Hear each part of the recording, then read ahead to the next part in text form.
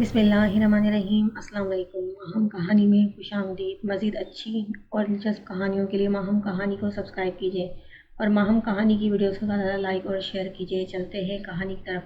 کاش ہم سمجھ لیتے، راہ میں بھٹکنے سے منزلیں نہیں ملتی، بے سبب اداسی میں رونقیں نہیں ملتی، لوگ رہتے ہیں، ہاتھ تھام لینے سے، ساتھ ساتھ چلنے سے ہم سفر نہیں بنتے، درد بانٹ لینے سے کوئی چارہ گر نہیں ہوتا، اعتبار کرنے سے کوئی معتبر نہیں ہوتا۔ کاش ہم سمجھ لیتے، شہر جب اجڑتے ہیں ان کے ویراں کھنڈر میں داستاں تو ملتی ہے، آتما نہیں ملتی، جگنوں کو مٹھی میں قید کر بھی ڈالے تو روشنی نہیں ملتی۔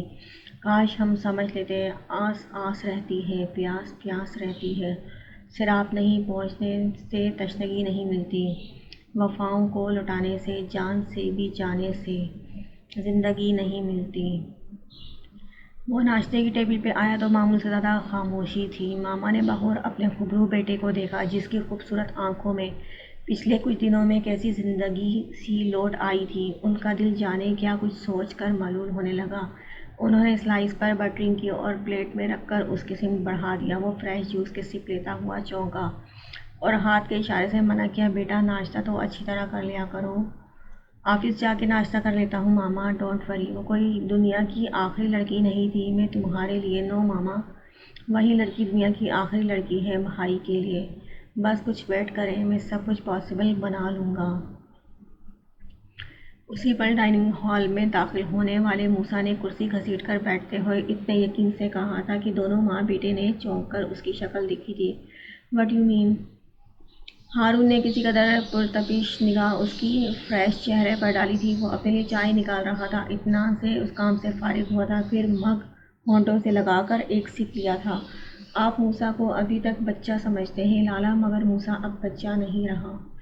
اس کا لاپرواہ بے فکر سا لہجہ اعلانیہ تپش لیے ہوئے تھا۔ آئی نو کہ تم بچے نہیں ہو، مگر تم کیا کرنے والے ہو مجھے بتاؤ۔ ہارون نے ہاتھ میں پکڑا ہوا جوس کا گلاس بھی واپس رکھ دیا تھا۔ ابھی تو نہیں بتانے والا، وہ بے نیازی سے کاندھے جھٹک کر بولا تھا۔ ہارون کی پیشانی شکن آلود ہو گئی تھی۔ کل تم میرے روم میں آئے تھے، اس کے بعد میں نے دیکھا میری ڈائری۔ اوہ سوری لالا، وہ میں موسیٰ۔ ہارون نے کرسی دھکیلی اور اٹھ کر دونوں ہاتھ ٹیبل کی سطح پر جما کر ہلکا سا جھکتے ہوئے اس کی آنکھوں میں جھانک کر دیکھا۔ میں اپنی فیورٹ چیزوں کے متعلق بہت ایموشنل ہوں، تم یہ بات جانتے ہو، اس کے باوجود میں تمہیں دوبارہ بتا رہا ہوں، تو اس کی ضرورت کیوں پیش آئی ہے تم سمجھ سکتے ہو۔ ہارون کا لہجہ معمول سے ہٹ کر تنبیہ انداز لیے ہوئے بے حد سرد تھا، ورنہ موسیٰ کو یاد نہیں پڑتا تھا اس نے کبھی موسیٰ سے اس طرح بھی بات کی ہو۔ وہ موسیٰ کے لیے مشفق محبت کرنے والی ہستی تھی، اور بس جی لالا، آئی ایم سوری، آئندہ آپ کو شکایت نہیں ہوگی۔ موسیٰ نے آنکھیں چرا کر کہا تو ہارون کچھ کہے بغیر پلٹ کر کمرے سے چلا گیا۔ ماما خاموش بیٹھی تھیں۔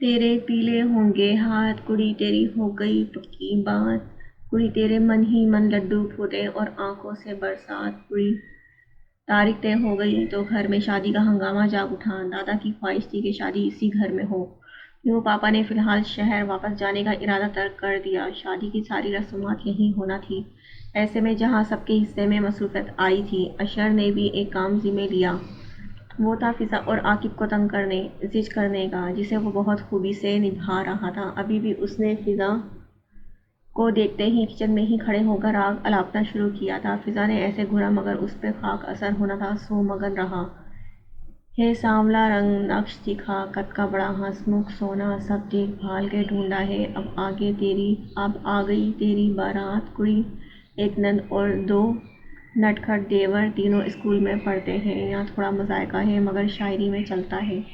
وہ ذرا سا رکا اور دانت نکوس کر پھر سے کہنے لگا، تیرے سسر ساس کے ناتھا کو مانے سارا کڑے، سب اپنا آپ بھلا رکھنا، سائیں سے خوب نبھا رکھنا، مردوں کو سر نہ نویں پکے، کڑیوں کی کچی ذات، کڑی ہر وقت نماز قرآن پڑھیں، کم کاج سبھی جشنال کریں، کہتے ہیں پیدا ہوتے ہی بیٹی پردیسی ہوتی ہے، سو ایک دیوار ادھر چاہے یا پھر پار سمندر ساتھ کوئی، بس آنکھیں بھر بھر تک بیٹی تیرا جانا ہے، برحق بیٹی یہ حق ہے اس کا اور اس کی ذات صفات کڑی۔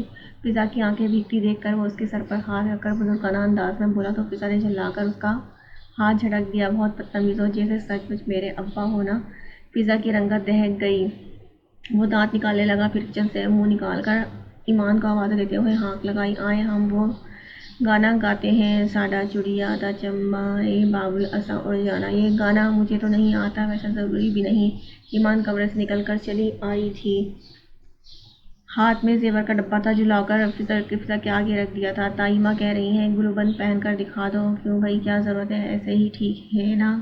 فضا گھبرائی اور اشر کو ایک اور موقع مل گیا اسے زج کرنے کا۔ ہاں تو ضرورت ہے، ابھی تو عاقب بھائی بھی گھر پہ نہیں ہے، وہ ہوتے تو کوئی فائدہ بھی ہوتا، کوئی افسانوی ٹچ آتا سچویشن میں۔ خیر آپ کوشش تو کریں، ابھی میں ایسا حسین واقعہ رونما ہو سکتا ہے، ادھر آپ مرمری گردن سے گلوبند کو لپیٹیں، ادھر ٹھک سے عاقب بھائی کمرے میں آ جائیں۔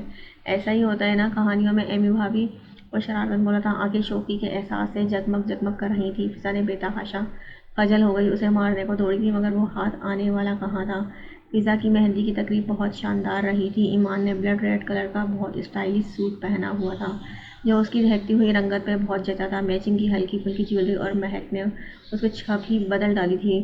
جب وہ فضا کو رسم کے لیے پنڈال میں لے کر آئی تو ولید حسن صحیح معنوں میں محظوظ ہو کر رہ گیا۔ پیلے جوڑے اور ہم رنگ گنگناتی چوڑیوں کے ساتھ فضا بھی غضب ڈھا رہی تھی، مگر ایمان کا حسن تو گویا شعاعیں بکھیر رہا تھا۔ سب نے اس کے گانے کی فرمائش کرنے لگے، اس کی نگاہ ایمان پر جا ٹھہری اور الفاظ خود بخود گویا زبان پر آ ٹھہرے۔ گوری کر تو سنگار، گوری کر تو سنگار، بال بال موتی چمکائے روم روم مہکار، مانگ سندور کی سندرتا چمکے چندن ہار، گوری کر تو سنگار، گوری کر تو سنگار۔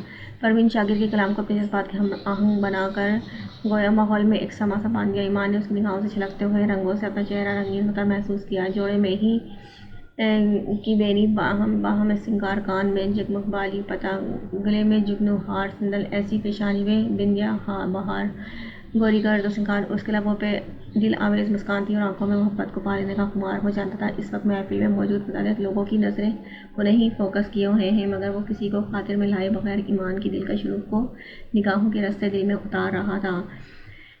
تیز کٹار اس آنکھوں میں گجرے کی دھار، گالوں کی سرخی میں چھلکے پردے کا اقرار، ہونٹوں پہ پھولوں کی لالی، کچھ ساجن کا سنگار، گوری کر دو سنگار۔ ہاتھوں کی ایک ایک چوڑی میں موہن کی جھنکار، سہج کر چلتے ہوئے نازک کے روپ میں انگ انگ دھڑک رہا سنگار، گوری کر تو سنگار، گوری کر تو سنگار۔ تالیوں کی گوج میں اس نے گیت ختم کیا تو ایمان کے ہونٹوں پر بھی ایک مہکی ہوئی مسکان تھی۔ اشر جو ہینڈی کیم سے ان لمحات کو محفوظ کر رہا تھا، ایمان کو فوکس کرتے ہوئے بولا تھا، ایمان پلیز آپ چل کر بھائی کے ساتھ بیٹھیں۔ کیوں؟ ایمان چونکی تھی، اس کے حکم پر وہ سب کے بیچ باقی ہی اتر آئی تھی۔ بھائی یہ آپ کا گجرا جو بن نہیں رہا ہے، اسے بھائی گرا لگا دیں گے اور میرے کیمرے کو ایک حسین منظر قید کرنے کا موقع مل جائے گا۔